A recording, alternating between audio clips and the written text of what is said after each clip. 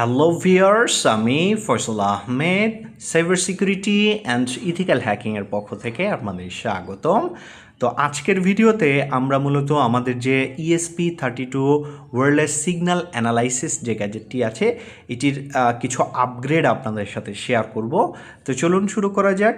তো আমাদের যে গ্যাজেটগুলো ছিল ব্লুটুথ পেনিট্রেশন টেস্টিংয়ের, এটা মূলত ব্লুটুথ প্লাস ড্রোন, তারপরে আপনার ওয়াইফাই যে সিগন্যালগুলো আছে 2.4 গিগাহার্টসের, এগুলোর মধ্যে কাজ করে থাকে। আর আপনারা সচরাচর অনেকেই দেখবেন যে ইউটিউবে দেখবেন NRF বক্স আছে বা NRF যে মডিউলগুলো আছে ওইগুলো কিন্তু আপনারা দেখতে পান। তো ওইটার কিন্তু বেটার ভার্সন হচ্ছে এইটা। আপনার নর্মালি NRF বক্সের মাধ্যমে কিছু লিমিটেড ফিচার থাকে, এর বাইরে কিন্তু থাকে না। আর আমাদের এইগুলো যেহেতু কাস্টম মেড, এটার ফার্মারটা কিন্তু আমরা মূলত নিজেরা তৈরি করেছি। আর এইটার মধ্যে আপগ্রেড যে ফিচারগুলো আছে শুধুমাত্র যে আপনার ওয়াইফাই ব্লুটুথের মধ্যে সীমাবদ্ধ সেটা কিন্তু না। এখানে আপনার wifi password penetration testing, handshake capture, D authentication, Bluetooth, wifi, drone jamming থেকে শুরু করে বিভিন্ন ফাংশন কিন্তু আপনি এটার মধ্যে পেয়ে যাবেন, যেগুলো কিন্তু NRF বক্সে পাবেন না কখনোই, যেহেতু এটার মধ্যে লিমিটেড ফিচার থাকে।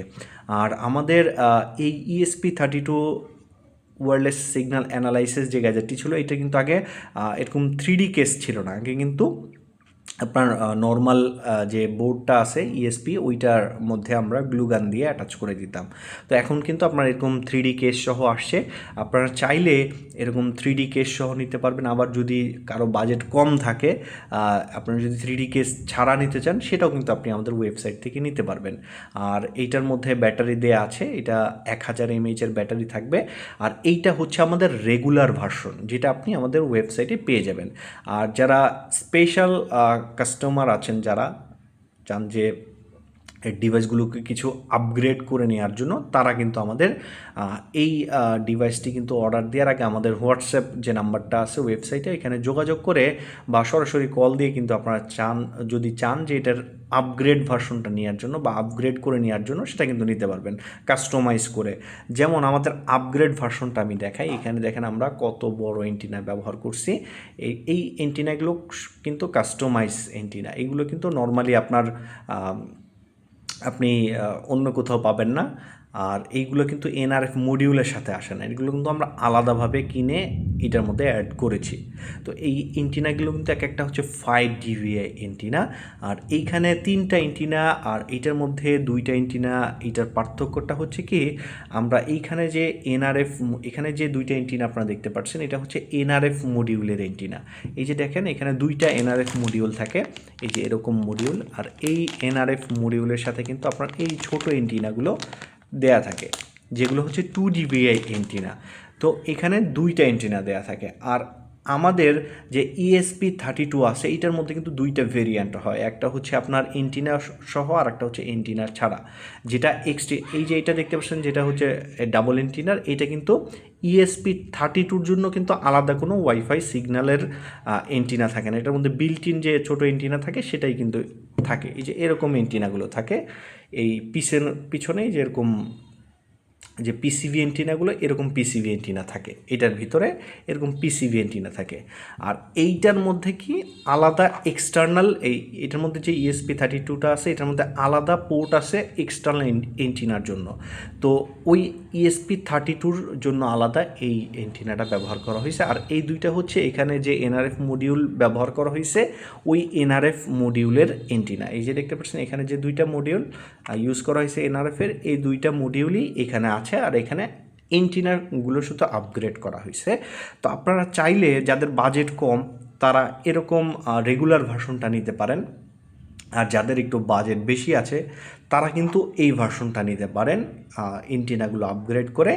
আবার আপনি চাইলে এটার ব্যাটারিগুলোও কিন্তু আপগ্রেড করে নিতে পারবেন। আমাদের রেগুলার যেটা আছে, রেগুলার গ্যাজেটের মধ্যে যে ব্যাটারিগুলো থাকে, এগুলো হচ্ছে 1000 mAh-এর। আর কিন্তু এই ব্যাটারিগুলোর মধ্যে লেখা থাকে 7000 mAh, কিন্তু আসলে 7000 mAh থাকে না। এগুলো আমরা ব্যাটারি টেস্টার দিয়ে টেস্ট করি, তারপর এটার রিয়েল যে ক্যাপাসিটি আছে ওইটা বের করে তারপরে কিন্তু এটার mAh-টা আপনাদের সাথে শেয়ার করি। তো এইটার মধ্যে যে ব্যাটারিগুলো আছে, এগুলো এগুলো হচ্ছে 1000 mAh ব্যাটারি। আর এইটার ভিতরে যে ব্যাটারিগুলো আপনারা কাস্টমাইজ করে যদি অ্যাড করতে চান, সেক্ষেত্রে আপনারা চাইলে 1800 mAh যে ব্যাটারিগুলো আছে আমাদের, সেগুলো ইউজ করতে পারেন। সেক্ষেত্রে এইটার তুলনায় মোটামুটি ভালো ব্যাটারি ব্যাকআপটা আপনারা পেয়ে যাবেন। আর এইটা মূলত হচ্ছে আপনার যারা একটু লং রেঞ্জ পছন্দ করেন তাদের জন্য এটা বেটার হবে। আর যারা মোটামুটি রেগুলারভাবে ইউজ করতে চান বা আর অনেক বেশি রেঞ্জের প্রয়োজন নাই, তারা কিন্তু এই ভার্সনটা ইউজ করতে পারেন। এটা 10 মিটারের মধ্যে এটা কিন্তু ভালো কাজ করে। আর এইটা যেহেতু ইন্টিনার রেঞ্জটা একটু বেশি, সেক্ষেত্রে এটা একটু বেটার কাজ করে লং রেঞ্জে। তো যাদের যেরকম বাজেট, সেই বাজেট অনুযায়ী নিতে পারেন। আর আমাদের এই গ্যাজেটগুলো কিন্তু আপনারা যে সচরাচর এনআরএফ বক্সগুলো দেখেন, এগুলোর বাপ বলতে পারেন, কেননা এনআরএফটা কিন্তু কাস্টমাইজ করা না, আর আমাদেরগুলো কিন্তু কাস্টমাইজ করা। এনআরএফ বক্সে কিন্তু আপনার ইভেল টুইন অ্যাটাক বা ডি অথেন্টিকেশন এই ফিচারগুলো থাকে না।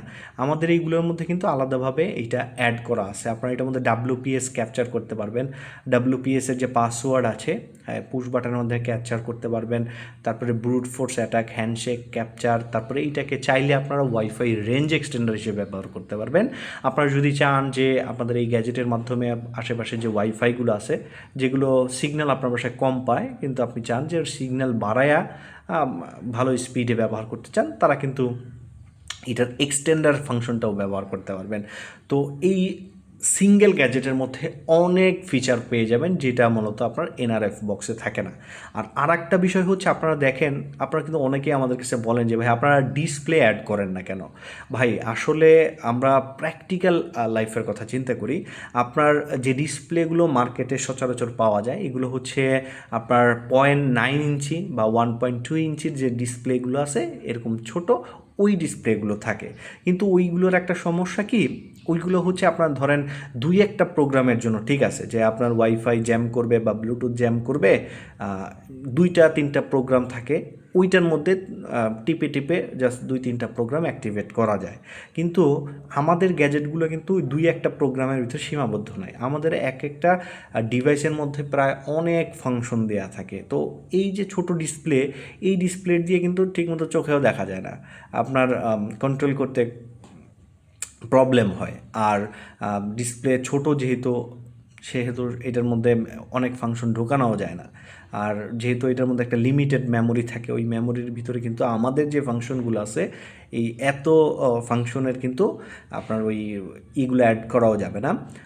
আর একটা বিষয় হচ্ছে যে, যেহেতু ডিসপ্লেগুলো একদমই ছোট, তো ওইগুলো দিয়ে প্র্যাকটিক্যাল লাইফে যারা ইউজ করছেন, অনেকেই কিন্তু আপনারা ইউটিউব ভিডিও দেখেন, ওইখানে কিন্তু খুব ভালো লাগে। কিন্তু প্র্যাকটিক্যাল লাইফে যখন আপনি কাজ করতে যাবেন, তখন আপনার কাছে বিরক্ত লাগবে যে এই ছোটো ডিসপ্লে ওরকম ঠিকমতো কাজ করছে না। কিন্তু আমরা যেহেতু আমাদের এই ডিভাইসটা যখন আপনি পাওয়ার দিবেন, পাওয়ার দিলে এটা যে সিগন্যাল আছে, ওয়াইফাই সিগন্যাল যখন তৈরি হবে, ওই সিগন্যালের সাথে আপনার মোবাইলটা, কম্পিউটার বা ল্যাপটপ যেটাই বলেন, আইফোন থেকে শুরু করে সকল ডিভাইসের মাধ্যমে কিন্তু আপনি আমাদের এই ডিভাইসটাকে কন্ট্রোল করতে পারবেন। যেমন ধরেন আমি এই যে এটাকে অন করে দিলাম ডিভাইসটা, এখন আমি যদি চাই যে আমার এই ডিভাইসটাকে কন্ট্রোল করব, আমি সরাসরি যে কাজটি করব, দেখেন আমি এখানে চলে যাই, সরাসরি আমাদের এই ওয়াইফাই সেকশানে চলে যাব।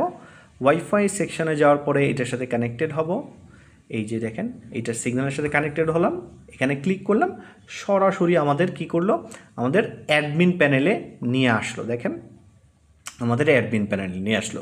তো মোবাইল কিন্তু চালায় না এমন কোনো পাবলিক কিন্তু নাই, সবাই কিন্তু মোবাইল চালায়। দেখেন আমাদের একটা মোবাইলের ডিসপ্লে কত বড়, 7.5 ইঞ্চি থাকে একটা মোবাইলের ডিসপ্লে, আরও বড়ও থাকে বা ছোটও থাকে।